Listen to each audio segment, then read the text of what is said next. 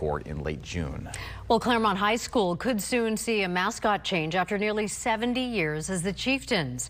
If approved by the San Diego Unified Board of Education, a recommendation to replace the Chieftains with the Captains would take effect in the 26-27 school year.